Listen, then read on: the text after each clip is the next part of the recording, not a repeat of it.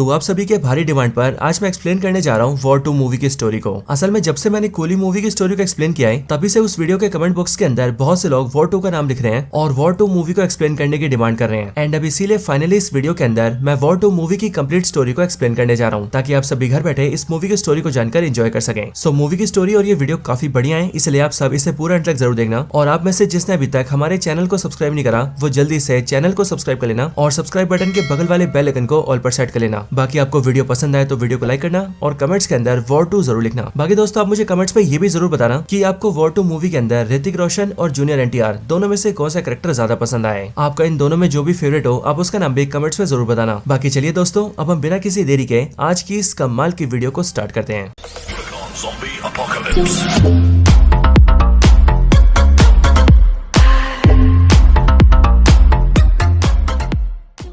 तो दोस्तों ये वॉर 2 मूवी 2019 में आने वाली वॉर 1 का सीक्वल है और इसीलिए वॉर 2 की स्टोरी ठीक वहीं से स्टार्ट होती है जहां पर वॉर 1 की स्टोरी को ऐड किया गया था। बट अगर आप सभी ने वॉर 1 नहीं देखी है या फिर आपको वॉर 1 की स्टोरी क्लियरली याद नहीं है तो मैं कुछ लाइनों में आपके लिए वॉर 1 की स्टोरी को रिकैप कर देता हूँ। तो दोस्तों वॉर 1 की स्टोरी कबीर नाम के एक रॉ एजेंट के ऊपर बेस्ड थी। वॉर मूवीज के अंदर कबीर को प्ले किया है ऋतिक रोशन ने और ये कबीर इंडियन आर्मी का एक मेजर था जो की रॉ में रहकर देश के लिए बड़े बड़े ऑपरेशन करता है। लेकिन दोस्तों वॉर 1 मूवी के अंदर कबीर का टास्क होता है रिजवान इलियासी। जो रिजवान इलियासी असल में एक टेररिस्ट ग्रुप का लीडर होता है और वो इंडिया के ऊपर कई सारे टेरर अटैक्स करता है। लेकिन कबीर जितनी बार भी उसे पकड़ने की कोशिश करता है वो हर बार उससे बच जाता है। बट फिर आगे चलकर कबीर को पता लगता है कि वो रिजवान इलियासी को इसलिए नहीं पकड़ पा रहा है क्योंकि इंडियन आर्मी से लेकर इंडियन गवर्नमेंट तक हर जगह रिजवान इलियासी के आदमी छुपे हुए हैं। और अब क्योंकि रिजवान इलियासी के वो सारे आदमी काफी बड़ी बड़ी पोस्ट पर होते हैं इसलिए कबीर उन्हें डायरेक्ट मार नहीं सकता था। और फिर इसके लिए कबीर सबसे पहले ये दिखाता है कि वो इंडिया के खिलाफ हो गया है एंड फिर वो धीरे धीरे करके रिजवान के सारे आदमियों को मारता है और फिर जाकर रिजवान इलियासी को खत्म करता है, जिसके बाद वो खुद इंडिया से बाहर गुमनाम हो जाता है। लेकिन कबीर के इस मिशन के बारे में सिर्फ एक आदमी को पता होता है और उसका नाम होता है सुनील लूथरा, जो कि असल में रॉ के चीफ होते हैं। और यही रॉ चीफ यानी कि सुनील लूथरा कबीर से रॉ के लिए अनऑफिशियल्स मिशन करवाते हैं एंड फिर वहीं पर ही वॉर मूवी खत्म हो जाती है। अब इसके आगे वॉर 2 की स्टार्टिंग होती है जापान के कामाकुरा सिटी से और जापान के इसी कामाकुरा सिटी के अंदर हम जापान के एक बहुत ही बड़े गैंगस्टर को देखते हैं जो कि इस टाइम पर अपने बेस पर होता है एंड उसके साथ उसके बहुत सारे आदमी होते हैं। आज के दिन इस जापानी गैंगस्टर का 75th बर्थडे होता है जिसे इस टाइम पर यहाँ पर सेलिब्रेट कर रहा होता है। इसके साथ ही हम ये भी नोटिस करते हैं कि ये गैंगस्टर इतना ज्यादा खतरनाक है कि इसने अपने यहाँ पर एक भेड़िए को भी पाला हुआ है। लेकिन अब अगले पल उस गैंगस्टर के पास उसका एक आदमी आता है एंड वो उस गैंगस्टर को बताता है कि उनके दुश्मन वहां तक आ चुके हैं और इसीलिए उस गैंगस्टर को यानी कि उनके लीडर को वहां से निकल जाना चाहिए वरना दुश्मन उसे मार देंगे। लेकिन अब इसके अगले पल वहां पर एंट्री होती है कबीर की, जो कि यहाँ जापान में इस गैंगस्टर को मारने आया है और इसीलिए कबीर को अपने सामने देखकर सबसे पहले जापानी गैंगस्टर उस पर अपने भेड़िए को छोड़ देता है। लेकिन ये भेड़िया जैसी कबीर के पास जाता है वैसे हम ये देखते हैं कि ये कबीर को देखते उसका पालतू बन जाता है एंड ये उसके साथ ही चलने लगता है। जिसके बाद कबीर बड़े आराम से उस जापानी गैंगस्टर के पास आता है जो देखकर वो गैंगस्टर अपने सारे आदमियों को कबीर पर छोड़ देता है। लेकिन कबीर बारी बारी करके उन सारे गुंडों को बीट कर देता है। बट इसी टाइम का फायदा उठाकर वो जापानी गैंगस्टर एक हेलीकॉप्टर में बैठता है और अपने कुछ साथियों के साथ वहां से उड़ के निकल जाता है। लेकिन कबीर उस हेलीकॉप्टर के पायलट को गोली मार देता है जिस वजह से वो पूरा हेलीकॉप्टर क्रैश करता है एंड वो गैंगस्टर मारा जाता है। अब इस मिशन को पूरा करने के बाद कबीर जापान से निकल जाता है। लेकिन फिर इसके बाद सीन शिफ्ट होता है और हम कबीर को सीधा जर्मनी के बर्लिन शहर में देखते हैं। यहाँ पर कबीर एक लेडी से मिलता है जो लेडी उसे पैसे देती है और फिर यहीं पर ही हमें पता लगता है कि असल में कबीर ने जिस जापानी गैंगस्टर को मारा था उसे उसने पैसों के लिए मारा था। और फिर दोस्तों यहाँ से हमें ये बात क्लियर हो जाती है कि जो कबीर है वो एक मर्सिनरी बन चुका है और एक मर्सिनरी बेसिकली एक ऐसा किलर होता है जो कि पैसे लेकर किसी को भी जान से मार देता है। लेकिन यहाँ पर पैसे देने के बाद वो लेडी कबीर से कहती है कि कबीर अब के बाद से तुम कली के लिए काम करोगे। अब दोस्तों ये लेडी कबीर के सामने जिस कली का नाम ले रही है वो कली असल में एक बड़ी सी गैंग का नाम है और इस गैंग का पूरा नाम है द कली कार्टेल। और बात करें इस गैंग के मेंबर्स की तो इंडिया के अगल बगल में जितनी भी कंट्रीज हैं जैसे कि नेपाल, भूटान, बांग्लादेश, पाकिस्तान, श्रीलंका, इन सारी कंट्रीज के सबसे पावरफुल रिच और गैंगस्टर लोग इस गैंग के मेंबर्स हैं और इन सारे पावरफुल गैंगस्टर से मिलकर इस कली कार्टेल को क्रिएट किया है। और इनका सिर्फ एक ही मकसद है, ये लोग मिलकर इस पूरे एरिया को रूल करना चाहते हैं। ये चाहते हैं कि इनके ऊपर कोई भी गवर्नमेंट ना हो और ये लोग काफी हद तक अपने प्लान में कामयाबी हो चुके हैं। लेकिन अभी तक इनका कब्जा इंडिया पर नहीं हुआ है और इसीलिए ये लोग चाहते हैं कि ये लोग किसी तरह से इंडिया पर भी कब्जा कर लें जिसके बाद पूरे इंडिया पर इन्हीं का राज होगा। और दोस्तों रही बात कबीर की तो ये कली कार्टेल वाले कबीर पर काफी टाइम से नजर रख रहे थे। ये समझ लीजिए कि ये लोग कबीर को परख रहे थे कि कबीर इनके काम आ सकता है या फिर नहीं। यहाँ तक कि ये जो जापानीज गैंगस्टर को मारने वाला मिशन था ये भी कबीर को कली के कहने पर ही दिया गया था। और अब कली गैंग को ऐसा लग रहा है कि कबीर पूरी तरह से तैयार है और वो वफादारी से कली गैंग के लिए काम कर सकता है। और अब इसके लिए वो लेडी सबसे पहले कबीर को एक गैस सुंघा के बेहोश कर देती है ताकि वो उसे बेहोश करके सीधा कली मेंबर्स के सामने ला सके। अब दोस्तों जितने में कबीर को बेहोश करके उसे कली गैंग के सामने लाया जा रहा होता है उतने में हमें सीधा इंडिया के न्यू दिल्ली का सीन दिखाया जाता है। यहाँ पर न्यू दिल्ली शहर के एयरफोर्स क्लब के अंदर हम ये देखते हैं कि इधर काव्या लूथरा को जो कि एयरफोर्स के अंदर एक विंग कमांडर होती है उसे उसकी बहादुरी के लिए मेडल दिया जा रहा होता है। और दोस्तों यहाँ हम जानते हैं कि काव्या लूथरा लूथरा और कोई नहीं बल्कि रॉ चीफ सुनील लूथरा की बेटी है। इसलिए इस इवेंट को सुनील लूथरा भी अटेंड करते हैं और वो अपनी बेटी के साथ काफी खुश होते हैं। लेकिन दोस्तों एक बार फिर से सीन कबीर पर आता है, जहाँ पर उसकी जैसी आंखें खुलती है वैसी वो देखता है कि उसे एक बड़ी काली अंधेरी सी जगह पर लाया गया है। यहाँ पर उसके सामने कली कार्टेल के सारे मेंबर्स होते हैं, लेकिन वो लोग यहाँ पर फिजिकली नहीं बल्कि विजुअल्स के रूप में होते हैं, मान लीजिए एक तरीके से वीडियो कॉल के रूप में। और फिर यहाँ पर हम ये जानते हैं कि इस कली कार्टेल के अंदर जितने भी मेंबर्स हैं वो सभी काफी सारे अलग अलग कंट्रीज से हैं, जैसे कि चाइना, पाकिस्तान, म्यांमार, बांग्लादेश, नेपाल, भूटान और इसी तरह की कई सारी कंट्रीज से। यहाँ पर कली कार्टेल के सारे मेंबर्स कबीर से कहते हैं कि अब से हम चाहते हैं कि तुम सिर्फ हमारे लिए काम करो, और अगर तुम हमारे लिए काम करोगे तो फिर तुम्हें पावर और पैसा दोनों बेशुमार मिलेगा। यहाँ तक कि यही नहीं दोस्तों, बल्कि यहाँ पर हम ये भी नोटिस करते हैं कि इस पूरे कली कार्टेल के अंदर एक मेंबर इंडिया से भी होता है, जिसका नाम होता है गौतम गुलाटी। और यही यहाँ पर कबीर से कहता है कि हम सब लोग मिलकर इंडिया पर भी पूरी तरह से राज करना चाहते हैं, और इसीलिए हमारे इस प्लान को कामयाब बनाने के लिए तुम हमारा साथ दोगे। लेकिन दोस्तों इन सबके साथ ही हम ये भी नोटिस करते हैं कि यहाँ पर कबीर के अलावा एक और आदमी होता है जिसे यहाँ पर बांध कर रखा गया होता है, और इस आदमी को असल में कली कार्टेल वाले लाए होते हैं। एंड वो सब लोग मिलकर कबीर को टास्क देते हैं कि अब अगर उसे कली कार्टेल से जुड़ना है एंड उसके लिए काम करना है तो उसके लिए पहले उसे इस आदमी को मारना होगा। अब दोस्तों कबीर को टास्क काफी आसान लगता है, क्योंकि अब उसे कली कार्टेल का भरोसा जीतने के लिए सिर्फ एक आदमी की जान लेनी थी, जो आदमी उसके सामने बंधा हुआ रखा हुआ था। लेकिन दोस्तों जैसे कबीर उसके पास जाता है एंड वो उसके मुंह से कपड़ा हटाता है, वैसे वही देखता है कि उसके सामने बंधा हुआ आदमी और कोई नहीं बल्कि सुनील लूथरा है। वही सुनील लूथरा जो कि न सिर्फ उसका हेड है बल्कि उसके साथ ही वो रॉ का चीफ भी है, और कबीर सुनील लूथरा को अपने फादर जैसा मानता है। यहाँ तक कि दोस्तों यहाँ पर सुनील लूथरा भी कबीर को देखकर उससे कहता है कि कबीर मैं तुम्हें अपने बेटे जैसा मानता था, लेकिन तुमने पूरे देश को धोखा दिया है और तुम भी आखिरकार इस कली गैंग के मेंबर निकले। लेकिन दोस्तों अब इसके बाद ही कहानी सीधा फ्लैशबैक में जाती है और हमें दिखाया जाता है आज से 2 साल पहले का नजारा। 2 साल पहले यूरोप के एम्स्टरडेम शहर के अंदर हम ये देखते हैं कि रॉ चीफ कर्नल सुनील लूथरा कबीर से बैठकर बात कर रहे होते हैं, और यहाँ पर हम ये जानते हैं कि कबीर इंडिया के लिए ऑफिशियली तो एक गद्दार है जो कि देश को धोखा देकर भाग चुका है, लेकिन असलियत में कबीर के सच्चाई सिर्फ सुनील लूथरा जानते हैं, और वही अनऑफिशियल तरीके से कबीर से मिशंस भी करवाते हैं। और वो यहाँ बैठकर कबीर से सबसे पहले इंडिया पर हुए बड़े बड़े अटैक्स के बारे में डिस्कस करते हैं, एंड फिर वो कबीर को बताते हैं कि हमें लगता था कि इन सारे अटैक्स के पीछे आतंकवादी संगठन है, लेकिन असल में ऐसा बिल्कुल भी नहीं है। एक्चुअली में हमारी कंट्री के ऊपर जो भी हमले हुए हैं वो सब किए तो टेररिस्ट ग्रुप्स ने हैं, लेकिन ये काम एक्चुअल में उनसे करवाया गया है, और उनसे ये सब काम करवाने वाला और कोई नहीं बल्कि एक बहुत ही बड़ा गैंग है, जिस गैंग का नाम है द कली कार्टेल। ये कली कार्टेल एक बहुत ही पावरफुल गैंग का नाम है, और अब तक इनके बारे में कोई जानता तक नहीं है। एंड ये सब इसीलिए क्योंकि इस कली कार्टेल के मेंबर्स काफी पावरफुल लोग हैं। ये सब लोग अमीर बिजनेसमैन हैं, पावरफुल पॉलिटिशियंस हैं, और कई सारे तो मिलिट्री हेड्स भी हैं। और ये सब लोग और कोई नहीं बल्कि हमारे आसपास के देशों के लोग हैं, जैसे कि चाइना, पाकिस्तान, नेपाल, भूटान, म्यांमार और इस तरह के देश। और इन्हीं सारे देशों के पॉलिटिशियंस, मिलिट्री हेड्स और बिजनेसमैन इस ग्रुप के मेंबर्स हैं। यहाँ तक की खबर तो ये भी है कि इंडिया के भी कई सारे पावरफुल लोग इस ग्रुप के मेंबर्स हैं, लेकिन वो है कौन इस बारे में कोई नहीं जानता है। हालांकि अगर हम इस कली कार्टेल के प्लान की बात करें तो इनका मकसद पूरी तरह से साफ है। ये इंडिया और उसके आसपास की सारी कंट्रीज पर अपना कब्जा चाहते हैं। यहाँ तक कि इंडिया के आसपास की कई सारी कंट्रीज पर तो इनका कब्जा भी हो चुका है, और इसीलिए अब इनकी नजर है हमारे भारत देश के ऊपर। और भारत पर कब्जा करने के लिए ये हम पर टेररिस्ट के जरिए हमले करवाते हैं, ताकि ये लोग इंडिया को अंदर से कमजोर कर सकें और उस पर राज कर सकें। अब फिर इसके आगे सुनील लूथरा कबीर से कहते हैं, कबीर तुम्हें कुछ भी करके इस कली कार्टेल को खत्म करना होगा, लेकिन हाँ एक बात मैं तुम्हें यहीं पर बता दूं कि कली कार्टेल के सारे मेंबर्स बहुत ज्यादा पावरफुल है, इसलिए इनसे भिड़ने के लिए तुम्हें सारी हदों को पार करना होगा। असल में इन सब तक पहुंचने के लिए और इन्हें खत्म करने के लिए पहले तुम्हें इनके जैसा बनना होगा। तुम्हें अच्छाई और बुराई के बीच की लकीर को भूलना होगा। तुम्हें भूल जाना होगा कि सही काम क्या होता है और गलत काम क्या होता है। तुम्हें सिर्फ एक ही मकसद याद रखना होगा कि तुम्हें कली कार्टेल तक पहुंचना है और उसे खत्म करना है। कबीर मेरी बात सुनो, ये मिशन तुम्हारी जिंदगी का सबसे बड़ा और सबसे खतरनाक मिशन होगा, और इसीलिए इस मिशन के दौरान मेरी एक बात को हमेशा याद रखना, और वो बात ये है कि इस मिशन को तुम देश के लिए कर रहे हो, इसलिए तुम्हारी प्रायोरिटी सिर्फ और सिर्फ हमारा भारत देश होगा। और इसलिए इस मिशन के दौरान तुम्हारी लाइफ में कैसे भी सिचुएशन आए, तुम्हें किसी को भी मारना पड़े या फिर बुरे से बुरा कदम भी क्यों न उठाना पड़े, तुम उससे पीछे कभी मत हटना, क्योंकि हमारे लिए हमारा देश सबसे पहले आता है, इंडिया फर्स्ट। अब दोस्तों इसके बाद ये फ्लैशबैक खत्म होता है और कहानी सीधा प्रेजेंट में आती है, जहाँ पर कली कार्टेल गैंग के मेंबर्स के सामने कबीर और सुनील लूथरा होते हैं, और यहाँ पर कबीर को ऑर्डर्स दिए जाते हैं कि वो अपने रॉ चीफ सुनील लूथरा को जान से मार दें। लेकिन यहाँ पर कबीर सुनील लूथरा के पास आकर उनसे कहता है कि मैं आपको नहीं मारने वाला और ना ही मैं आपको यहाँ पर मरने दूंगा। पर इस बात को सुनकर कर्नल लूथरा कबीर को समझाते हैं कि असल में कली कार्टेल के बारे में सिर्फ वही दोनों जानते हैं, और इसीलिए अगर यहाँ पर कबीर ने उसे नहीं मारा तो वो लोग समझ जाएंगे कि कबीर कली कार्टेल के लिए वफादार नहीं है, जिसका मतलब ये होगा कि वो लोग यहाँ पर हम दोनों को ही मार देंगे। और इसीलिए कबीर यहाँ पर चाहे कुछ भी हो जाए, तुम्हें कली का भरोसा जीतने के लिए मुझे मारना ही होगा। वैसे भी कबीर हमारे देश को बचाने के लिए मेरी जान एक बहुत ही छोटी कीमत है। हालांकि ये सारी बातें सुन के भी कबीर मानता नहीं है, और वो कर्नल लूथरा से कहता है, सर यहाँ पर जान देकर सिर्फ आप कीमत नहीं चुकाएंगे, आपके पीछे आपकी एक बेटी भी है जो आपकी जान की कीमत चुकाएगी, साथ ही साथ एक मैं भी हूँ जो आपका शिष्य हूँ, और मुझे भी आपकी जान जाने से बहुत ज्यादा दुख होगा। पर इस बात को सुनकर भी कर्नल लूथरा कबीर से कहते हैं, कबीर तुम एक सोल्जर हो, मेरी बेटी भी एक सोल्जर है, और मैं खुद भी एक सोल्जर हूँ, और हम सोल्जर्स इस टाइम पर एक वॉर में हैं, और इसीलिए इस वॉर को यानी कि इस जंग को जीतने के लिए मेरी जान की कीमत कुछ भी नहीं है। और याद रखना कबीर, चाहे जो भी हो जाए, इंडिया फर्स्ट। और इसीलिए चलो अब जल्दी मुझे शूट करो। कर्नल की सारी बातें सुनकर कबीर को बहुत ज्यादा दुख होता है, लेकिन वो रोते मन के साथ भी कर्नल लूथरा को गोली मार देता है, जिससे कर्नल लूथरा की जान चली जाती है। अब यहाँ पर कबीर जब कर्नल लूथरा को गोली मारता है तब कली कार्टेल वाले उसकी वीडियो बनाकर उसे इंडिया में रॉ को भेज देते हैं, जिसके बाद ही रॉ के साथ साथ कर्नल लूथरा की बेटी काव्या भी उस वीडियो को देखती है, जिससे कि उसे पता लग जाता है कि उसके फादर को मारने वाला और कोई नहीं बल्कि कबीर है। यहाँ तक कि यही नहीं बल्कि काव्या अपने फादर की लाश को भी देखती है, जिसे देखकर उसे बहुत ज्यादा दुख होता है। अब दोस्तों इसके अगले सीन में हम कबीर को देखते हैं, जिससे मिलने के लिए गौतम गुलाटी नाम का आदमी आता है, और ये गौतम गुलाटी और कोई नहीं बल्कि इंडिया की तरफ से कली कार्टेल का मेंबर होता है। यहाँ पर ही गौतम गुलाटी कबीर से मिलकर उससे कहता है कि हम काफी टाइम से चाहते थे कि इंडिया के रॉ में कोई हमारा आदमी हो जो कि हमारे लिए काम करे और अंदर की सारी इन्फॉर्मेशन हमें ला कर दे, ताकि उसके जरिए हम इंडिया को कमजोर कर सके। लेकिन जब तक कर्नल लूथरा जिंदा था तब तक ऐसा करना पॉसिबल नहीं था, बट अब जैसा कि तुमने कर्नल लूथरा को मार दिया है और अब इसीलिए वो लोग रॉ के अंदर अपने आदमियों को डालेंगे। लेकिन हम इन सबके साथ ही गौतम गुलाटी कबीर से हाथ मिलाता है एंड वो उसका कली में स्वागत करते हुए उससे कहता है कि वेलकम टू कली, अब से तुम भी कली के मेंबर हो, वो मेंबर जो कि अब डायरेक्टली हमारे लिए काम करोगे। अब दोस्तों इसके बाद इंडिया में हम कर्नल लूथरा का फ्यूनरल देखते हैं, और इसी फ्यूनरल के अंदर हमें ये भी पता लगता है कि कर्नल लूथरा के अब मरने के बाद रॉ चीफ के तौर पर अब किसी और को अपॉइंट किया गया है, और अब जो भी रॉ का नया चीफ बना है उसका नाम है विक्रांत कौल, जिसे मूवी में प्ले किया है अनिल कपूर ने। अब यहाँ पर ही अनिल कपूर यानी कि विक्रांत कौल सीधा जाकर काव्या से मिलता है और वो उससे कहता है कि हम तुम्हारे फादर यानी कि कर्नल लूथरा के कातिल को जरूर पकड़ लेंगे और उसे बिल्कुल भी नहीं छोड़ेंगे, और उसे पकड़ने के लिए मैं एक टीम भी फॉर्म कर रहा हूँ। लेकिन विक्रांत की इस बात को सुनकर काव्या उससे कहती है कि आपकी उस टीम की मेंबर मैं भी बनना चाहती हूँ, जिसके बाद विक्रांत भी उसे रॉ की उस टीम में ज्वाइन कर लेता है, और ये रॉ की वो टीम होती है जो कि सीधा कबीर को पकड़ेगी। अब इसके बाद हम ये देखते हैं कि इसी टीम के अंदर एक और मेंबर होता है, और ये मेंबर होता है जूनियर एनटीआर, जिसका मूवी के अंदर नाम होता है मेजर विक्रम, क्योंकि ये भी ठीक कबीर की तरह एक आर्मी का मेजर होता है। यहाँ पर ही मेजर विक्रम के इंट्रोडक्शन के टाइम पर हम उसका एक मिशन भी देखते हैं, जिस मिशन को वो काफी सक्सेसफुली पूरा करता है, एंड फिर उसके बाद वो उसी मीटिंग का हिस्सा बनता है जिस मीटिंग के अंदर कबीर को पकड़ने की स्ट्रेटेजी बनाई जाती है। हालांकि मेजर विक्रम को देखकर हमें पता लगता है कि मेजर विक्रम मोस्टली अपने मिशन को अकेला करना पसंद करता है, इसके साथ ही वो हमेशा ये भी दिखाता है कि वो सबसे बेस्ट है। अब यहाँ कबीर को पकड़ने की इस मीटिंग के अंदर वो लोग डिस्कस करते हैं कि अगर उन्हें कबीर तक पहुंचना है तो फिर उसके लिए उन्हें कबीर के किसी करीबी तक पहुंचना होगा। लेकिन अब क्योंकि कबीर की कोई फैमिली नहीं है, इसलिए यहाँ पर काव्या सभी को ये बताती है कि मैं एक ऐसी लड़की के बारे में जानती हूँ जो कि कबीर के काफी क्लोज है। वो सबको बताती है कि आज से काफी टाइम पहले कबीर एक मिशन पर था और उसी टाइम पर उसकी मुलाकात नैना नाम की एक सिविलियन से हुई थी, और अब क्योंकि मिशन के टाइम पर ही नैना की मौत हो गई, इसीलिए नैना की एक छोटी सी बेटी जिसका नाम रूही था उसकी पूरी जिम्मेदारी खुद कबीर ने उठा ली, और अब इसीलिए हो ना हो कबीर उस रूही से मिलने के लिए तो जरूर जाएगा, और रूही इस टाइम पर स्पेन में है, इसलिए हो ना हो कबीर हमें स्पेन में मिलेगा। अब ये सारी बातें डिस्कस करके रॉ वाले अपनी टीम बनाते हैं एंड सीधा निकल जाते हैं स्पेन में, ताकि वो लोग कबीर को पकड़ सके। इधर दूसरी तरफ हम ये देखते हैं कि रॉ का अंदाजा बिल्कुल सही था, क्योंकि कबीर भी रूही से मिलने के लिए स्पेन आया होता है, लेकिन असल में कबीर को कली कार्टेल वालों ने पहले ये बता दिया था कि रॉ एजेंट्स उसके पीछे पड़े हुए हैं, और इसलिए यहाँ स्पेन में कबीर पूरी तरह से अलर्ट होता है। लेकिन फिर अगले पल वहाँ पर काव्या आती है और वो कबीर के सामने आकर उससे फाइट करती है, जिसके बाद उनके पीछे काफी एक्शन सीन होता है एंड कबीर उन सबसे बच बचाकर रूही को लेकर एक कार के जरिए वहाँ से भागने लगता है। लेकिन अगले पल हम ये देखते हैं कि विक्रम उनके पीछे आता है और वो अपनी कार से कबीर की कार के काफी पीछे आ जाता है, लेकिन तब भी कबीर सबको चकमा देता है और वो रूही को लेकर वहाँ से भाग जाता है। अब इसके अगले सीन में हम ये देखते हैं कि कबीर रूही को लेकर सीधा इंडिया आता है और वो वहाँ से सीधा खालिद के घर जाता है। वहाँ पर आकर कबीर खालिद की मदर से मिलता है एंड वो रूही की जिम्मेदारी खालिद की मदर को दे देता है। अब इसके बाद कबीर से मिलने के लिए फिर से गौतम गुलाटी आता है, यानी कि वही कली कार्टेल का इंडियन मेंबर, और वो कबीर से मिलकर उसे नया मिशन देता है। यहाँ पर वो कबीर को एक इंडियन मिनिस्टर की फोटो दिखाता है एंड फिर वो कबीर को बताता है कि ये इंडिया का एक काफी बड़ा मिनिस्टर है जिसका नाम है विलास राव सारंग, और यही विलास राव सारंग इतना पावरफुल मिनिस्टर है कि अगर ये हमारे साथ मिल जाए तो फिर इंडिया पर हमारा काफी दबदबा होगा। लेकिन असल में बात यह है कि विलास राव सारंग ने हमारा साथ देने के लिए मना कर दिया है, और अब इसीलिए कली कार्टेल वाले इसे एक बहुत ही बड़ा झटका देना चाहते हैं ताकि इसे पता चले कि कली कार्टेल क्या चीज है। अब इसके आगे गौतम गुलाटी कबीर को बताता है कि यहाँ से ठीक 3 दिन बाद एक प्राइवेट चार्टर प्लेन के अंदर इसी मिनिस्टर विलास राव सारंग की वाइफ और इसका छोटा भाई दोनों सिंगापुर से इंडिया आ रहे हैं, और इसीलिए तुम्हें उन दोनों को ही खत्म कर देना है ताकि हम विलास राव सारंग को सबक सिखा सके। और फिर ये मिशन देने के बाद ही गौतम गुलाटी वहाँ से चला जाता है। अब दोस्तों इसके बाद हम कबीर को देखते हैं जो कि किसी और की इंस्टाग्राम आईडी का इस्तेमाल करके सीधा रॉ से मेजर विक्रम से कांटेक्ट करता है एंड वो उसे अकेले में खुद से मिलने के लिए बुलाता है, जिसके बाद ही दोस्तों मेजर विक्रम और कबीर दोनों मुलाकात करते हैं। अब दोस्तों कबीर ये जानता था कि मेजर विक्रम एक काफी डिसेंट आदमी है, और अब क्योंकि वो रॉ का एक काफी पक्का एजेंट है इसीलिए होना वो देशभक्त होगा, और इसीलिए शायद से वो कबीर की सिचुएशन भी समझेगा। एंड अब इसीलिए कबीर मेजर विक्रम से मिलकर उसे सारी सच्चाई बताता है और वो उससे कह देता है कि वो कोई गद्दार नहीं है, बल्कि असल में वो अभी भी इंडिया का एजेंट है जो कि अनऑफिशियल तरीके से इंडिया की भलाई के लिए काम कर रहा है। यहाँ तक की रही बात कर्नल लूथरा को मारने की, तो वो भी उसके मिशन का हिस्सा था और खुद कर्नल लूथरा भी मरने के लिए पूरी तरह से तैयार थे। अब दोस्तों कबीर यहाँ पर विक्रम को ये सारी बातें इसीलिए बताता है ताकि विक्रम यहाँ पर कबीर की सिचुएशन समझे और जिन बेगुनाह लोगों को कबीर को मारने के लिए कहा गया है उन सबको विक्रम बचा ले। और इसलिए दोस्तों यहाँ पर कबीर विक्रम को उन दोनों लोगों के बारे में भी बताता है जिन्हें मारने के लिए उसे गौतम गुलाटी ने कहा है, ताकि इन बातों को जानकर विक्रम उन दोनों की जान बचा सके। हालांकि सिर्फ ये नहीं बल्कि यहाँ पर कबीर विक्रम से ये भी कहता है कि कली मेंबर से उसे पता लगा है कि वो लोग रॉ के अंदर अपना आदमी डालने वाले हैं, और इसीलिए कबीर को इस बात पर शक है कि कर्नल लूथरा के मरने के बाद जो नया रॉ चीफ आया है यानी कि जिसका नाम विक्रांत कौल है वो हो ना हो कली के लिए काम करता है। और इसीलिए यहाँ पर कबीर विक्रम को विक्रांत कॉल से सतर्क रहने के लिए कहता है। अब दोस्तों कबीर की सारी बातें सुनकर मेजर विक्रम उस पर भरोसा करता है, जिसके बाद हम ये देखते हैं कि कबीर और विक्रम दोनों दोस्त बन जाते हैं और वो दोनों ये प्लान करते हैं कि जब मजबूरी में आकर कबीर को मिनिस्टर की फैमिली पर हमला करना होगा तब उसी हमले से विक्रम उसे रोकेगा। अब दोस्तों इसके बाद हमले वाला दिन आता है, लेकिन इस दिन हम ये देखते हैं कि मेजर विक्रम मिनिस्टर की फैमिली को खुद ही मार देता है और वो भी कबीर की आंखों के सामने। ये चीज देखकर कबीर को कुछ भी समझ नहीं आता, लेकिन फिर दोस्तों इसके बाद ही ये बात रिवील होती है कि एक्चुअली में रॉ के अंदर जो कली का आदमी है वो और कोई नहीं बल्कि खुद मेजर विक्रम ही है, यानी कि जूनियर एनटीआर। और यहाँ प्लेन के अंदर ये मेजर विक्रम कबीर को देखकर उससे कप्पू बुलाता है। कबीर जैसी कप्पू नाम सुनता है वैसे ये समझ आता है कि उसे कप्पू नाम से बुलाने वाला और कोई नहीं हो सकता सिवाय उसके बचपन के दोस्त रघु के, और इसीलिए कबीर ये समझ आता है कि उसके सामने खड़ा मेजर विक्रम और कोई नहीं बल्कि रघु है, एंड इसीलिए वो भी उसका नाम लेता है रघु। लेकिन दोस्तों इतने में मेजर विक्रम या फिर यूं कहे रघु कबीर को धक्का देता है और उसे प्लेन से नीचे गिरा देता है। अब दोस्तों प्लेन से गिरने के बाद भी कबीर की जान बच जाती है और कबीर सीधा जाकर जंगल में बैठ जाता है। लेकिन रात को वहाँ बैठे बैठे वो अपनी पास्ट लाइफ याद करता है, जिसके बाद दोस्तों हमें पता लगता है कि आखिरकार कबीर और रघु की क्या लाइफ स्टोरी है। अब कबीर की पास्ट लाइफ में काफी साल पहले कबीर के पेरेंट्स की मौत हो गई थी, जिसके बाद कबीर अनाथ हो गया था। लेकिन जब कबीर अपनी लाइफ में बिल्कुल अकेला था तब उसकी मुलाकात हुई रघु से। रघु से मिलने के बाद कबीर और रघु काफी अच्छे दोस्त बन जाते हैं। हालांकि इन दोनों में जहाँ कबीर एक काफी शरीफ और भोला भाला लड़का होता है, वहीं पर ही रघु एक काफी तेज तरार और एक पावरफुल लड़का होता है, जो कि अपने जैसे 3-4 लड़कों को तो ऐसे बीट कर देता है। और इसीलिए जब रघु और कबीर दोस्त बनते हैं तब वो कबीर को अपने जैसे सारे तौर तरीके सिखाता है। वो कबीर को लड़ना सिखाता है, किसी को पीटना सिखाता है, वो कबीर को चोरियां करना सिखाता है और गलत जगहों से निकल के भागना भी सिखाता है, जिसकी वजह से हम भी ये देखते हैं कि कबीर भी काफी बढ़िया हो जाता है। इसके साथ ही दोस्तों रघु कबीर को कप्पू कहता है और समय के साथ साथ इन दोनों की दोस्ती काफी गहरी हो जाती है। लेकिन अब इसके बाद ऐसे एक दिन कबीर और रघु दोनों मिलकर एक चोरी करते हैं, जिसमें कि वो लोग एक दुकान का सामान चोरी करके जा रहे होते हैं। लेकिन फिर उस चोरी के बाद ही उन्हें पुलिस पकड़ लेती है। हालांकि जब पुलिस इन दोनों को पकड़ती है तब यहाँ पर कबीर तो पकड़ा जाता है, लेकिन कबीर रघु को वहाँ से भगा देता है, जिस वजह से रघु पुलिस के हाथों बच जाता है। लेकिन कुछ टाइम बाद ही हमें देखते हैं कि रघु वहाँ पर वापस आ जाता है और वो अपने दोस्त कबीर के लिए खुद को भी सरेंडर कर देता है। अब ये दोनों लड़के 18 साल से नीचे होते हैं, इसीलिए इन दोनों को बाल सुधार केंद्र में डाल दिया जाता है। लेकिन अब इसी टाइम पर इसी बाल सुधार केंद्र के अंदर इंडियन आर्मी से सुनील लुथरा आते हैं, जो कि यहाँ पर आकर यहाँ के बच्चों को एक मौका देना चाहते हैं, ताकि अगर वो लोग चाहे तो देश के काम आ सके और अपनी लाइफ को किसी सही चीज में लगा सके। अब यहाँ पर बच्चों का सिलेक्शन करने के लिए वो यहाँ पर सारे बच्चों का टेस्ट लेते हैं, और इसी टेस्ट के अंदर सुनील लुथरा ये देखते हैं कि कबीर और रघु दोनों इस टेस्ट के अंदर सबसे आगे हैं। लेकिन इस टेस्ट के बाद सुनील लुथरा इन दोनों का इंटरव्यू लेते हैं, जिस इंटरव्यू के अंदर बेसिकली वो उन दोनों के माइंडसेट को देखते हैं। अब इसमें सुनील लुथरा नोटिस करते हैं कि जो रघु है उसे देश से कोई प्यार नहीं है, वो सिर्फ अपने आप की सोचता है और वो अपने आप को बहुत ऊपर ले जाना चाहता है। लेकिन वहीं पर ही जो कबीर था उसकी सोच रघु से बिल्कुल उल्टी थी। वो अपने से पहले देश को सोचता था एंड वो देश के लिए कुछ करना चाहता था, और अब इसीलिए सुनील लुथरा कबीर की सोच और उसके जज्बे को देखकर उसे देश की सेवा का मौका देते हैं, ताकि कबीर एक इंडियन आर्मी का ऑफिसर बनकर देश को सर्व कर सके। हालांकि सुनील लुथरा कबीर को तो एक्सेप्ट कर लेते हैं, लेकिन वो रघु को रिजेक्ट कर देते हैं। बट वो जाने से पहले रघु से ये भी कहते हैं कि वो 6 महीने बाद फिर से आएंगे, और अगर 6 महीने बाद रघु की सोच में फर्क दिखेगा तो वो रघु को भी जरूर एक मौका देंगे, क्योंकि कबीर जैसी काबिलियत रघु के अंदर भी है। हालांकि इसके बाद कबीर रघु से अकेले में मिलने जाता है, बट वो देखता है कि रघु बहुत ज्यादा गुस्से में बैठा होता है, और वो इसीलिए क्योंकि सुनील लुथरा ने उसे रिजेक्ट कर दिया था। एंड अब इसीलिए रघु यहाँ पर कबीर से कहता है कि कप्पू अब हम दोनों इस बाल सुधार केंद्र से निकलेंगे और इतने बड़े चोर बनेंगे कि कोई भी पुलिस हमें पकड़ नहीं पाएगी। लेकिन रघु की बात सुनकर कबीर उसे रोक देता है एंड वो उससे कहता है कि वो ये सब गलत सोच रहा है, उसे ऐसा बिल्कुल भी नहीं करना चाहिए, क्योंकि आगे उनकी पूरी जिंदगी पड़ी है। वो रघु से कहता है कि उसके पास भी एक और मौका है, 6 महीने बाद उसे एक और ट्रायल मिलेगा, जिसमें अगर वो सिलेक्ट हो गया तो फिर वो दोनों इंडियन आर्मी को सर्व करेंगे। बाकी इनके साथ ही कबीर यहाँ पर रघु से ये भी कहता है कि इन 6 महीनों के अंदर वो रघु को सिखाएगा, ताकि जब अगली बार ट्रायल हो तो रघु उसमें पास हो जाए। अब कबीर की इस बात को सुनकर रघु को बहुत गुस्सा आता है एंड वो कबीर से कहता है कि तूने अब तक सारी चीजें मुझसे सीखी है और अब तू मुझे सिखाएगा। और फिर इसके आगे रघु कबीर से कहता है कि मैंने सोचा था कि हम दोनों मिलकर पूरे देश पर राज करेंगे, लेकिन तुझे तो देश का चपड़ासी बनना है, लेकिन अगर बनना है तो तू बन, लेकिन मुझे तो देश पर राज करना है, और इसलिए मैं यहाँ से जा रहा हूँ। और फिर दोस्तों ये बोलकर रघु दीवार टाप जाता है एंड वहाँ से भाग जाता है। अब दोस्तों इसके बाद इनकी स्टोरी एंड होती है और हम सीधा प्रेजेंट टाइम देखते हैं। प्रेजेंट टाइम में रघु के पास या फिर यूं कहे मेजर विक्रम के पास गौतम गुलाटी का फोन आता है, और इन दोनों की बातचीत से हमें पता लगता है कि मेजर विक्रम ने गौतम गुलाटी को ये बात पहले ही बता दी थी कि कबीर कली कार्टेल के लिए वफादार नहीं है, और इसीलिए गौतम गुलाटी ने मेजर विक्रम को ऑर्डर्स दिए थे कि मेजर विक्रम पहले कबीर के साथ जाकर मिनिस्टर के भाई और उसकी फैमिली को खत्म करे एंड फिर उसके बाद वो कबीर को भी जान से मार दे। लेकिन अब क्योंकि मेजर विक्रम ने कबीर को जान से नहीं मारा था और सिर्फ धक्का देकर छोड़ दिया था, इसलिए गौतम गुलाटी को ये बात पता चल चुकी है कि कबीर अभी भी जिंदा है, और इसलिए वो यहाँ पर मेजर विक्रम से सवाल करता है कि आखिरकार उसने कबीर को क्यों नहीं मारा। लेकिन मेजर विक्रम इस बात का जवाब देते हुए ये बोल देता है कि कबीर बहुत होशियार है और इसीलिए वो उसे चकमा देकर भाग गया। बट ये सुनकर गौतम गुलाटी उससे कहता है कि अगली बार वो कबीर को जरूर खत्म कर देगा। बट ये सुनकर गौतम गुलाटी उससे कहता है कि अगली बार जब भी कबीर उसके सामने आए तो उसे जरूर मारना होगा। लेकिन दोस्तों गौतम गुलाटी की बात सुनकर मेजर विक्रम उससे ये भी कहता है कि अभी गौतम गुलाटी को भी कबीर से सतर्क रहने की जरूरत है, क्योंकि हो ना हो कबीर उसके पीछे जरूर आएगा, और वो इसीलिए क्योंकि गौतम गुलाटी ने कबीर के हाथों से कर्नल लूथरा को मरवाया था एंड कबीर इस बात का बदला लेने उसके पास जरूर आएगा। अब दोस्तों इधर हम भी ये देखते हैं कि मेजर विक्रम बिल्कुल सही था, और वो इसीलिए क्योंकि गौतम गुलाटी इस टाइम पर समुद्र में अपने बोट पर होता है, लेकिन कबीर उसे ट्रैक करता हुआ सीधा उसके बोट पर पहुंच जाता है और एक छोटे से फ्लैशबैक के जरिए ये हमें पता लगता है कि जब कबीर गौतम गुलाटी से पहली बार मिला था तब उसने उसके आसपास ट्रैकर्स लगा दिए थे एंड आज वो उसी को ट्रैक करते हुए यहाँ पर आया है। यहाँ गौतम गुलाटी के बोर्ड पर आने के बाद सबसे पहले कबीर उसके गुंडों को पीटता है और फिर वो उसके सीधा मेन रूम में जाता है, जहाँ पर वो ये देखता है कि उसकी मीटिंग इस टाइम पर कली कार्टेल के मेंबर्स के साथ हो रही होती है। अब यहाँ पर ही कली के मेंबर्स से कबीर को ये पता लगता है कि अब क्योंकि वो लोग मिनिस्टर विलास की फैमिली को मार चुके हैं, इसीलिए अब इस मिशन के बाद उनका अगला मिशन है इंडिया का प्राइम मिनिस्टर, और अब कली कार्टेल वाले इंडिया के प्राइम मिनिस्टर को मारेंगे, जिसके बाद वो लोग प्राइम मिनिस्टर की गद्दी पे अपने बंदे को बिठाएंगे और फिर ऐसा होने के बाद ही पूरे इंडिया का कंट्रोल कली कार्टेल के पास होगा। लेकिन दोस्तों यहाँ पर कली कार्टेल के मेंबर्स की बात सुनकर कबीर उनको रोकता है एंड वो उन सभी से कहता है कि वो अपने रहते ये सब कभी नहीं होने देगा। अब इसके बाद ही कबीर गौतम गुलाटी को पकड़ता है एंड वो उसके सर पे बंदूक तान देता है एंड वो उसे मारने वाला होता है कि तभी वहाँ पर रघु यानी कि मेजर विक्रम आ जाता है और फिर मेजर विक्रम वहाँ पर आकर गौतम गुलाटी को कबीर से बचा लेता है। इसके बाद मेजर विक्रम कबीर को निहत्था कर देता है ताकि कबीर उसके ऊपर हमला न कर सके। लेकिन फिर यहाँ पर आने के बाद ही वो पहले गौतम गुलाटी से पूछता है कि सर आप मुझे एक बात बताइए, मैं भी तो कबीर जितना ही काबिल हूँ, सो फिर आखिरकार कबीर की जगह कली गैंग ने मुझे अपने प्लान के लिए क्यों नहीं चुना। गौतम गुलाटी विक्रम की बात सुनकर पहले तो हंसता है एंड फिर वो उससे कहता है कि इस बात में कोई शक नहीं है कि तुम भी बहुत काबिल हो, लेकिन विक्रम असल बात तो यह है कि तुम्हारा कबीर से कोई कंपैरिजन नहीं है, और वो इसीलिए क्योंकि हमारे प्लान समझने की तुम्हारी औकात ही नहीं है। लेकिन फिर इस बात को सुनकर मेजर विक्रम सीधा गौतम गुलाटी के सर पे गोली मार के उसे जान से मार देता है और फिर उसका ये प्लान होता है कि गौतम गुलाटी के बाद कली कार्टेल में इंडिया की पोस्ट उसे मिल जाएगी। यहाँ पर विक्रम कबीर से कहता है, देखा कबीर तुम गुलाम के गुलाम रह गए और देखो मैं कितना ऊपर आ गया। लेकिन इस बात पर कबीर विक्रम से कहता है कि तुम बेशक से गौतम गुलाटी की जगह भी ले लो, तब भी तुम कली कार्टेल के नीचे ही काम करोगे। पर इस बात पर विक्रम उससे कहता है कि ऐसा कुछ नहीं होगा, एक बार मैं कली कार्टेल के मेन मेंबर्स में आ जाऊं, फिर उसके बाद मैं उनको भी मारकर सबसे ऊपर आ जाऊंगा। और अब इन सब के बाद मेजर विक्रम सीधा कबीर के सर पे बंदूक तानता है एंड वो कबीर को जान से मारने वाला होता है कि तभी हम देखते हैं कि कबीर अपने वॉच के एक बटन को दबा देता है और हमें पता लगता है कि कबीर ने इस बोर्ड में जगह जगह पर छोटे छोटे बॉम्ब्स लगा रखे हैं जो कि बटन दबाते ही सीधे फटना स्टार्ट हो जाते हैं। और फिर इसीलिए उसकी आड़ में कबीर सीधा एक बोट उठाता है और वो वहाँ से जल्दी से भाग जाता है। हालांकि एक दूसरी छोटी बोट को लेकर विक्रम भी कबीर का पीछा करता है, लेकिन तब भी कबीर उसे चकमा देकर भाग जाता है। अब दोस्तों इसके बाद ही मेजर विक्रम फिर से रॉ के पास आता है, जहाँ रॉ के अंदर काव्या और विक्रांत कौल को भी पता लग चुका था कि गौतम गुलाटी को किसी ने जान से मार दिया है। हालांकि इन सब के बाद विक्रांत कौल मेजर विक्रम से कहता है कि अभी कल के दिन हमारी कंट्री के जो पीएम है वो स्विट्जरलैंड जा रहे हैं, क्योंकि स्विट्जरलैंड के डेवोस सिटी के अंदर उनकी एक मीटिंग है और अब क्योंकि उन पर खतरा है इसलिए मैं चाहता हूँ कि मेजर विक्रम तुम उनकी प्रोटेक्शन के लिए जाओ। अब दोस्तों ये बात हम सभी जानते हैं कि मेजर विक्रम कली गैंग से जुड़ा हुआ है एंड अब क्योंकि उसे ही पीएम की सिक्योरिटी के लिए लगा दिया गया है, इसलिए हो ना हो जैसे ये पीएम की सिक्योरिटी के लिए जाएगा तब वैसे ही ये पीएम को जान से मार देगा। लेकिन दोस्तों अब इसके बाद ही हम काव्या को देखते हैं जो कि अपनी पास्ट लाइफ को याद करती है और फिर उसकी पास्ट लाइफ में हमें पता लगता है कि असल में आज से कई साल पहले काव्या और कबीर एक दूसरे से प्यार करते थे, यहाँ तक कि उन दोनों की शादी भी होने वाली थी। लेकिन फिर उसी टाइम पर कबीर को रॉ के लिए चुन लिया गया था। हालांकि काव्या ये चाहती थी कि कबीर रॉ को ज्वाइन न करे और वो दोनों सिर्फ आर्मी में रहे एंड शादी करके अपनी लाइफ बिताए, लेकिन कबीर के लिए इंडिया फर्स्ट था और इसीलिए उसने काव्या को छोड़ दिया एंड उसने रॉ ज्वाइन कर ली, जिसके बाद वो देश के बाहर जाकर मिशंस करने लगा। लेकिन दोस्तों इसके बाद ही काव्या का फ्लैशबैक खत्म होता है और फिर प्रेजेंट टाइम में हमें पता लगता है कि असल में कबीर और काव्या की बातचीत हुई है और इसीलिए काव्या सीधा कबीर से मिलने जाती है। या काव्या से मिलने के बाद कबीर उसे सारी सच्चाई बताता है, जिसके बाद काव्या को भी ये पता लग जाता है कि असल में कबीर ने उसके फादर को क्यों मारा था और फिर इसीलिए सारी सच्चाई को जानने के बाद काव्या सीधा कबीर के साथ हो जाती है एंड वो भी उसका साथ देने लगती है। हालांकि यहाँ पर काव्या ये भी जान चुकी थी कि जो मेजर विक्रम है वो भी कली से जुड़ा हुआ है और इसीलिए वो पीएम की प्रोटेक्शन में शायद से पीएम को मार देगा। इधर दूसरी तरफ हम भी मेजर विक्रम को देखते हैं जो कि इस टाइम पर कली के मेंबर्स के साथ मीटिंग कर रहा होता है और अब कली कार्टेल वालों ने उसे गौतम गुलाटी की जगह दे दी होती है। इसके बाद दोस्तों हम फिर से कबीर और काव्या को देखते हैं, जहाँ पर हमें पता लगता है कि जो काव्या है उसकी मिनिस्टर विलासराव सारंग से बातचीत है और इसीलिए वो उसे फोन करती है एंड वो उससे कहती है कि उन्हें पीएम के बारे में बहुत जरूरी बात करनी है, क्योंकि इस टाइम पर पीएम की जान खतरे में है। ये बात सुनकर वो मिनिस्टर उन दोनों को मिलने बुलाता है, लेकिन जहाँ पर वो दोनों मिलने जाते हैं वहीं पर ही काव्या और कबीर ये देखते हैं कि उन पर कई सारे गुंडों ने अटैक कर दिया है और इसीलिए उसे फाइट करने के दौरान ही वो दोनों समझ जाते हैं कि मिनिस्टर विलासराव सारंग भी कली कार्टेल से मिला हुआ है और उसी ने उन्हें मारने के लिए यहाँ पर ये गुंडे भेजे हैं। और एक्चुअली में कली कार्टेल का ये प्लान है कि वो लोग पीएम को मारकर मिनिस्टर विलासराव को ही नया पीएम बनाएंगे, जिसके बाद मिनिस्टर विलास उनके लिए काम करेगा। हालांकि ये बातें जानने के बाद कबीर और काव्या यहाँ पर गुंडों से फाइट करने लगते हैं, लेकिन फिर तभी उन दोनों को बचाने के लिए वहाँ पर विक्रांत कॉल आता है, यानी कि अनिल कपूर रॉ का हेड, और वो यहाँ कर उनकी हेल्प करता है, जिसके बाद वो तीनों मिलकर सारे गुंडों को मार देते हैं। अब इसके बाद ही कबीर को ये भी पता लगता है कि जो विक्रांत कॉल है वो बिल्कुल भी गद्दार नहीं है, बल्कि वो देशभक्त है एंड यहाँ तक कि कर्नल सुनील लूथरा को कली के बारे में खुद उन्होंने ही बताया था। अब हालांकि दोस्तों जो भी गुंडे उन पर हमला कर रहे थे उनमें से एक गुंडा जिंदा होता है और इसीलिए कबीर काव्या और विक्रांत कॉल के साथ मिलकर उसे पकड़ लेता है एंड वो उससे जान जाता है कि आखिरकार उन्हें मारने के लिए मेजर विक्रम ने भेजा था और फिर इसीलिए कबीर उससे कहता है कि वो उसे फोन करके बोले कि उन्होंने कबीर को जान से मार दिया है। इसके बाद वो गुंडा सीधा मेजर विक्रम को फोन करता है एंड वो उससे कहता है कि उन्होंने कबीर को जान से मार दिया है और जैसा कि आपने कहा था हमने कबीर को बिना कोई दर्द दिए मारा है। ये बात सुनकर कबीर की आंखों में भी आंसू आ जाते हैं और वो इसीलिए क्योंकि उसका जो दोस्त रघु था यानी कि मेजर विक्रम वो कबीर को मारना तो चाहता था, लेकिन दोस्त होने के कारण वो ये नहीं चाहता था कि कबीर को मरने में थोड़ा सा भी दर्द हो। अब हालांकि दोस्तों यहाँ पर कबीर मेजर विक्रम तक ये गलत इन्फॉर्मेशन पहुंचा देता है कि कबीर मर चुका है और इसीलिए विक्रम भी इस बात को लेकर टेंशन फ्री हो जाता है कि कबीर उसके सामने नहीं आने वाला। लेकिन अब इसके बाद ही ड्यूटी के हिसाब से वो पीएम की सिक्योरिटी के लिए जाता है, बट वहाँ पहुंचकर उसे पता लगता है कि पीएम के के साथ ऑलरेडी विक्रांत कौल है, क्योंकि एंड मोमेंट पर विक्रांत कौल ने पीएम की सिक्योरिटी का जिम्मा खुद उठा लिया था। और रही बात विक्रम की, तो उसे भेज दिया जाता है मिनिस्टर विलास राव की प्रोटेक्शन के लिए। लेकिन अब विलास राव के पास जाकर जब विक्रम उससे बातचीत कर रहा होता है, तब उसी टाइम पर कबीर एक स्नाइपर गन से विलास राव को जान से मार देता है। इसके साथ ही वो विक्रम की भी छाती पे गोली मारता है, लेकिन कबीर ये मेक श्योर करता है कि जो गोली विक्रम को लग रही है वो उसके दिल से थोड़ी सी दूर लगे, ताकि विक्रम की जान न जाए। अब गोली लगने की वजह से मेजर विक्रम बेहोश हो जाता है, लेकिन फिर जब उसकी आंखें खुलती है तब वो ये देखता है कि एक हॉस्पिटल में उसका इलाज चल रहा है एंड उसके सामने कली के मेंबर्स हैं, जो मेंबर्स विक्रम से कहते हैं कि वो एक फेलियर है क्योंकि उसने अपने मिशन को फेल कर दिया है। बट ये बात सुनकर विक्रम उससे कहता है कि उसे बस 24 घंटे चाहिए, 24 घंटे के अंदर अंदर वो कबीर को जान से मार देगा। और रही बात मिनिस्टर विलास राव की, तो बेशक से वो मर चुका हो, लेकिन हम उसकी जगह किसी और को भी खरीद कर पीएम बना सकते हैं, जिसके बाद वो नया पीएम भी हमारी बात मानेगा। अब इसके बाद ही विक्रम सीधा कबीर को फोन करता है एंड उसे अपने पास मिलने के लिए बुलाता है, जिसके बाद ही कबीर विक्रम से मिलने के लिए सीधा एक बर्फीले जगह पर जाता है। अब यहाँ कबीर से मिलने के बाद विक्रम उसे बताता है कि पीएम को मारने का प्लान कली ने ड्रॉप नहीं किया है और इसीलिए तुम्हारे पीएम की जान अभी भी खतरे में है। और दोस्तों हम भी दूसरी साइड ये देखते हैं कि अचानक से मिनिस्टर के काफिले पर हमला हो जाता है, बट दोस्तों वहाँ पर काव्या और विक्रांत कौल दोनों मिलकर उस पूरे मामले को संभाल लेते हैं और वो लोग पीएम की जान बचा लेते हैं। इधर दोस्तों कबीर और विक्रम के बीच बहुत ही खतरनाक फाइट स्टार्ट हो जाती है, जिस फाइट के अंदर वो दोनों एक दूसरे पर बहुत ही जोर जोर से अटैक्स करते हैं और सही में मूवी का ये वाला फाइट सीन बहुत ही कमाल का होता है। इसके बाद इस फाइट के अंदर कबीर विक्रम को बहुत ज्यादा इंजर्ड कर देता है, जिसके बाद विक्रम अधमरा हो जाता है। हालांकि कबीर विक्रम को जान से नहीं मारना चाहता था, लेकिन इतना सब होने के बाद विक्रम अपनी हार को स्वीकार करता है और वो ये भी समझ जाता है कि कबीर हमेशा से सही था, अगर कोई गलत था तो वो खुद। एंड देन इसीलिए दोस्तों विक्रम कबीर को ये बता देता है कि असल में उसने मिनिस्टर विलास राव की बॉडी में बम लगा दिया है और उस बम के फटने के साथ ही पीएम भी मर जाएगा। और दोस्तों दूसरी साइड हम भी ये देखते हैं कि इस टाइम पर काव्या और विक्रांत दोनों मिलकर पीएम को उसके प्लेन में डालकर ले जा रहे होते हैं, लेकिन उसी प्लेन के अंदर मिनिस्टर विलास राव की डेड बॉडी रखी होती है। और अब क्योंकि मिनिस्टर की बॉडी में बम लगाए इसलिए ये बात जानते ही कबीर जल्दी से ये बात काव्या को बताता है, जिसके बाद ही वो विक्रांत कौल के साथ मिलकर मिनिस्टर विलास राव की बॉडी को नीचे फेंक देती है, जिसके बाद मिनिस्टर की बॉडी हवा में फट जाती है और प्लेन ब्लास्ट होने से बच जाता है। और इस तरह से ये लोग मिलकर इंडिया के पीएम की जान बचा लेते हैं। बाकी इधर दोस्तों कबीर से लड़ने की वजह से विक्रम अब अधमरा होकर बेहोश हो जाता है, लेकिन कबीर अपने दोस्त को छोड़ता नहीं है एंड वो उसे कंधे पर डालकर अपने साथ ले जाता है। इसके बाद दूसरी साइड हम ये देखते हैं कि पीएम पर हमला होने की वजह से सारी मीडिया को ये बात पता लग जाती है। अब यहाँ पर विक्रांत कौल मीडिया के सामने बोलता है कि असल में पीएम पर जो भी हमला हुआ वो सारा हमला करने के पीछे कबीर का हाथ था, लेकिन मेजर विक्रम ने उसका पूरा डटकर सामना किया और उसने पीएम की जान बचाई, लेकिन ये सब करने में उसकी खुद की जान चली गई। और दोस्तों अगर आपको याद हो तो ये चीज बिल्कुल वैसे ही की गई है जैसे वॉर 1 मूवी के एंड में की गई थी। लेकिन अब इन सब के बाद ही 9 महीने बीत जाते हैं और इस 9 महीने बाद वाले सीन में हम ये देखते हैं कि विक्रम अभी भी जिंदा है और वो कबीर के साथ एक मिशन कर रहा है और ये मिशन होता है कली कार्टेल के खिलाफ, जहाँ पर हम ये देखते हैं कि कबीर और विक्रम दोनों मिलकर जहाँ पर कली कार्टेल के सारे मेंबर्स को जान से मारकर कली कार्टेल का दी एंड कर देते हैं। और फिर यहाँ से हमें पता लगता है कि ये दोनों एक बार फिर से पक्के दोस्त बन चुके हैं। अब इन दोनों में से कबीर पूरे भारत देश के लिए गद्दार है, इसीलिए वो देश के बाहर है। और रही बात विक्रम की, तो वो देश को बचाते बचाते शहीद हो चुका है, इसीलिए अब ये दोनों ऑफिशियल तरीके से इंडिया के सामने नहीं आ सकते हैं। लेकिन हाँ, अगर कभी भी देश को इनकी जरूरत होगी तो ये हमेशा देश के लिए खड़े हैं। अब इसके बाद जब कबीर और विक्रम कार्टेल के सारे मेंबर्स को मार देते हैं, तब फिर वो दोनों अपने अपने रास्ते निकल जाते हैं। लेकिन निकलने से पहले वो दोनों एक दूसरे से कहते हैं कि अब उनके सामने चाहे जो भी खतरा है वो उस खतरे से भाई बनकर मिलकर लड़ेंगे। और फिर इसके साथ ही दोस्तों ये पूरी मूवी खत्म हो जाती है। लेकिन दोस्तों मूवी के खत्म होते ही मूवी के अंदर एक मिड क्रेडिट सीन आता है, जिसमें हम कबीर को रॉ चीफ विक्रम कौल से बातचीत करते हुए देखते हैं और हमें पता लगता है कि कबीर और विक्रांत कौल के बीच सारी चीजें बिल्कुल सॉर्ट आउट है। इसके साथ ही यहीं पर ही कबीर से मिलने काव्या भी आती है, जिसके बाद हम ये भी जानते हैं कि काव्या और कबीर एक बार फिर से एक हो चुके हैं। लेकिन दोस्तों इस क्रेडिट सीन के खत्म होने के बाद ही मूवी में एक पोस्ट क्रेडिट सीन आता है और इस वाले सीन के अंदर हम देखते हैं लॉर्ड बॉबी को, यानी कि एक्टर बॉबी देओल को। और यहाँ पर बॉबी देओल एक छोटी सी बच्ची के हाथ पर एक निशान बनाता है। इस निशान को देखकर ये बच्ची बॉबी देओल से पूछती है कि आखिरकार ये किस चीज का निशान है, जो सुनकर बॉबी देओल उसे बताता है कि ये अल्फा है, ग्रीक अल्फाबेट का पहला अक्षर और साथ ही हमारे प्रोग्राम का मोटो। इसके आगे बॉबी देओल कहते हैं देखा जाए तो हर शहर के अंदर एक जंगल होता है और हर एक जंगल के अंदर सिर्फ राज करेगा अल्फा, और तू भी वही है अल्फा। एंड फिर दोस्तों ये बोलने के साथ ही हम ये देखते हैं कि हमारे सामने अल्फा लिखा हुआ आता है और उसके पीछे वही निशान होता है जो कि लड़की के हाथ पर था, यानी कि अल्फा का निशान। और फिर दोस्तों हमें पता लगता है कि अल्फा नाम की मूवी है जो कि इसी साल दिसंबर को आ रही है। और सिर्फ ये नहीं दोस्तों, बल्कि इस मूवी को लेकर ये भी रूमर्स हैं कि इस अल्फा मूवी के अंदर हमें ऋतिक रोशन का कबीर भी दिखेगा और मे बी इस मूवी में कबीर का कैमियो होगा। बाकी दोस्तों इस अल्फा मूवी की स्टोरी क्या होगी और इसके अंदर हमें क्या क्या दिखाया जा सकता है, अगर आप इस बारे में जानते हैं तो कमेंट्स में जरूर बताना। बाकी आपको वीडियो पसंद आई हो तो वीडियो को लाइक करना, कमेंट्स के अंदर वॉर टू जरूर लिखना और वीडियो ज्यादा पसंद आई हो तो वीडियो को शेयर भी करना। बाकी मैं मिलता हूँ आपसे ऐसी किसी और बेहतरीन वीडियो में, तब तक के लिए गुड बाय।